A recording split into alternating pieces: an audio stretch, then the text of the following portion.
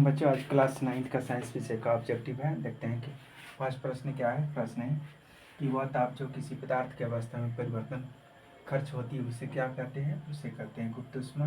क्या कहते हैं? गुप्त ऊष्मा कहते हैं। आगे वायुमंडलीय दाब पर वह ताप जिस पर द्रव उबलने लगता है उसे क्या कहते हैं? उसे कहते हैं द्रवनांक, गलनांक नहीं, क्वथनांक कहते हैं। क्या कहते हैं? क्वथनांक कहते हैं।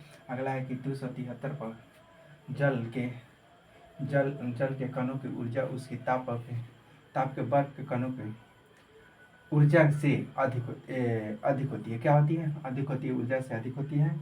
अगला है कि 373 पर तापमान पर भाप को कणों को उसी तापमान पर पानी के कणों के अपेक्षा ऊर्जा होती है, यानी कम अधिक बराबर अधिक होती है। क्या होती है? अधिक होती है, अधिक होती है। आगे कुछ ठोस पदार्थ जो कमरे के सीधे ठोस पदार्थ गैस ठंडा होने पर सीधे गैस तक और ठोस में बदलने पर प्रक्रिया को क्या कहते हैं?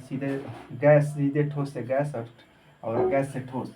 तो इसके है कि प्रक्रिया को क्या कहते हैं? वाष्पीकरण है, वाष्पन, ऊर्ध्वपातन है। जो ऊर्ध्वपातन क्या हो जाएगा?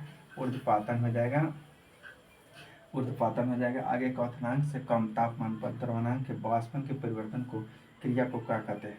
तो वाष्पीकरण। क्या कहते हैं? क्वथनांक से कम क्या हो जाएगा? वाष्पीकरण कहते हैं। क्या कहते हैं? वाष्पीकरण कहते हैं। आजकल वैज्ञानिक पदार्थ की कितनी अवस्थाओं को चर्चा करते हैं? तो 4, 3, 5, 2, 5 है। कितने हैं? 5 हैं। तो तुमको पढ़ता है ठोस पदार्थ के कितने? 3 अवस्था तुम लोग तो पढ़ता है, ठोस, द्रव, गैस, और चौथा प्लाज्मा, और पांचवा बोस-आइंस्टीन-कंडल।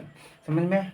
तो ये 5 अवस्था हो गया। आगे है वो आगे अगला प्रश्न दे रहा है, बोस-आइंस्टीन-कंडल क्या है?